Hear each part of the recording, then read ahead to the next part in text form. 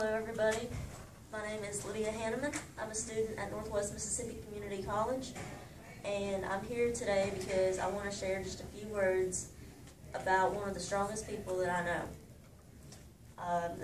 I'm talking about my Aunt Susie. As some of you may know, she was diagnosed with stage 4 ovarian cancer back in 2010. Now, when you hear the word cancer, you might think, well, that can't or won't happen to me. Or if you've just been diagnosed with it, you think it's the end of the world for me. This is not necessarily true. My aunt seemed to be the picture perfect health prior to her diagnosis. So it was a complete shocker when she was diagnosed with stage 4 ovarian cancer. Today I want to share a little bit with you about her journey through her diagnosis, her treatment, and ever since she has been in remission. As I mentioned, her diagnosis was stage 4 ovarian cancer, which she was diagnosed with in 2010. I'd like to share just a little bit with you about her first reactions to this diagnosis. This is coming out of a book written by her pastor, Garrett Dawson, and she is quoted in this book as saying, "I can remember packing to go to the hospital to have fluid drained from around my lung, and it hit me. This was completely out of my control. I just lay on the bathroom floor, staring at the ceiling, crying out to the Lord. I wanted to lock the doors, close the drapes, and hide. I just wanted to sit, soak, and sour in my situation."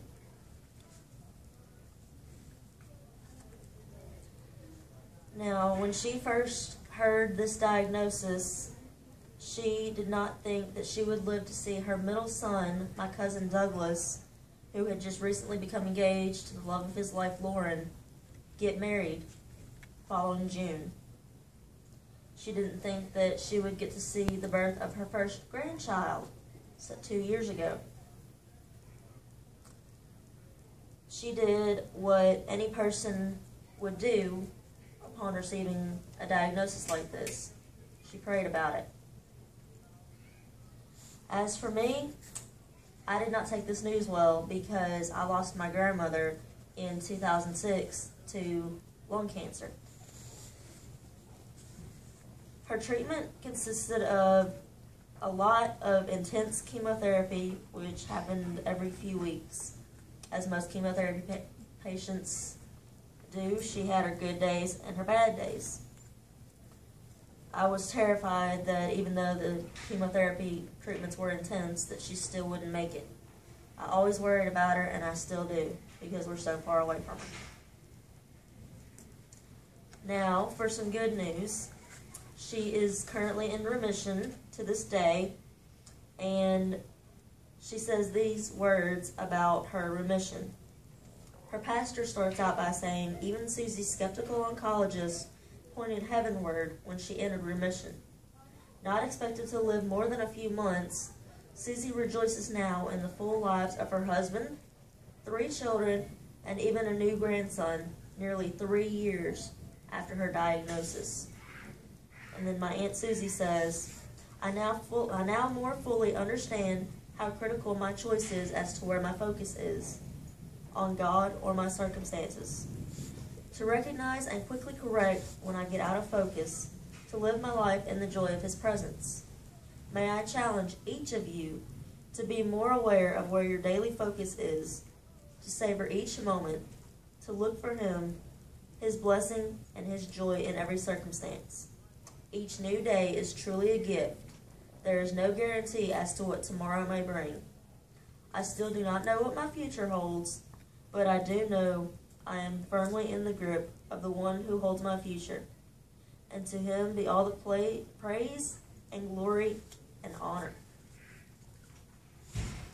Very good. Very good.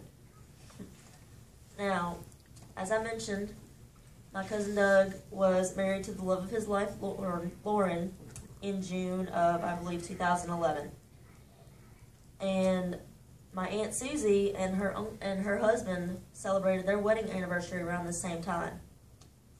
And brave Aunt Susie danced to the song Brown Eyed Girl by Van Morrison without her wig falling off, which was this was a huge achievement for her. Now, I can personally say there was not a dry eye in the house. Today, she has a 3-year-old grandson, and they're expecting another one in August. She is still in remission. I just want to leave you with a few words of encouragement. If you ever think about taking life for granted, I want you to remember my Aunt Susie and others that have had to struggle with this horrible disease, and those that have died from it. My name is Lydia Hannaman. Thank you for your time. You will.